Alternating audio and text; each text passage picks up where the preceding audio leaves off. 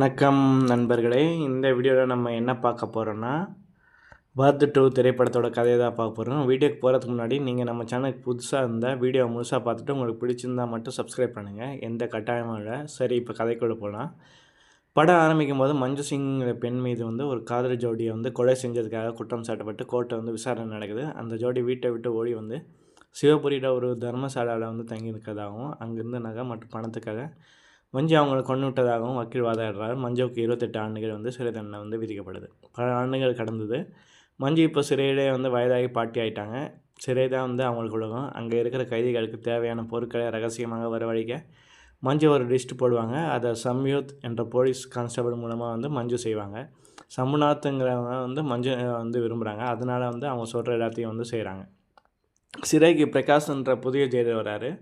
அவர் ஜாதி வெறி பிடிச்சவர். அதே சமயம் சிறையில் கேசவன்கிற கொடூரமான கைதியும் இருக்கான். அவன் அண்ணன் ஒரு அரசியல்வாதி என்பதால் சிறையில் அவனுக்கு தனி ராஜ மரியாதை. கேசவ் ஒரு சைக்கோ மாதிரி நடந்துக்குவான். சிறைக்கு நைனா குமாரிங்கிற ஒரு இளம் பெண் கைதியாக வராங்க. அவளை பார்க்கும்போது மஞ்சுவுக்கு தன்னோட இளமைக்கான ஞாபகம் வருது. நைனாவை கேசவ் தப்பான நோக்கத்தில் பார்க்குறான். நைனாவை எப்படியாவது அடையணும்னு கேசவன் திட்டம் போடுறான். ஒரு கட்டத்தில் கேசவ் வரம்பு மீறி நடக்கும்போது ஜெயலலிதா பிரகாஷ் அவனை கடுமையாக அடித்து தம்சம் பண்ணுறான். கோவத்தை அடிக்கும்போது பிரகாஷோட மோதிரம் கலண்டு அங்கேயே விழுந்துடுது. திடீர்னு ஒரு நாள் காலையில் கேசவ் சிறையிலேருந்து மாயமாறான்.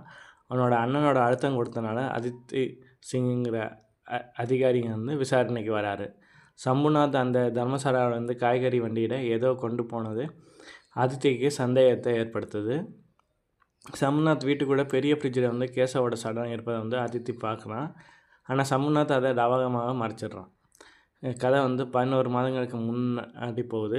பிரகாஷோட வீட்டுக்கு பின்னாடி ஒரு எலும்பு கொண்டு கிடைக்குது. அதோடு சேர்ந்து பிரகாஷோட மோதிரமும் கிடைக்குது. இதனால் பிரகாஷ் தான் கேசவ கொண்டு போயிச்சான்னு போலீஸ் முடிவு பண்ணுறாங்க. ஆனால் உண்மை என்னென்னா அன்றைக்கி ராத்திரி கேசவ் நைனாவை துன்புறுத்த முயற்சி பண்ணும்போது மஞ்சு அவனை தடுத்து கொலை செஞ்சுருவாங்க. மஞ்சுவுக்கு உதவ சம்புநாத் அந்த சடலத்தை ரகசியமாக வெளியே கொண்டு போய் பிரகாஷ் தங்கியிருந்த இடத்துக்கு பின்னாடியே புதைச்சிடுறாங்க.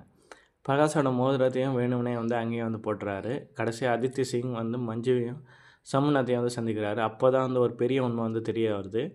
28 வருஷத்துக்கு முன்னாடி மஞ்சு சிறைக்கு அனுப்பின அந்த உண்மையான கொலையாடி இந்த ஜெயலலிதா பிரகாஷ் தான் பிரகாஷ் தான் சொந்த மருமகளையும் அவனோட காதலையும் கௌரவ கொலை செஞ்சுட்டு அந்த பழியை மஞ்சு மேலே போட்டிருக்காரு. சம்புநாத் சொல்கிறாரு, மஞ்சு செய்யாத தப்புக்காண்டி 28 வருஷம் தண்டனை அனுபவிச்சிட்டா. இப்போ பிரகாஷ் செஞ்ச தப்புக்காண்டி இல்லாட்டியும் செய்த தப்புக்காக தண்டனை அனுபவிட்டோம். இதுதான் உண்மையான நீதி.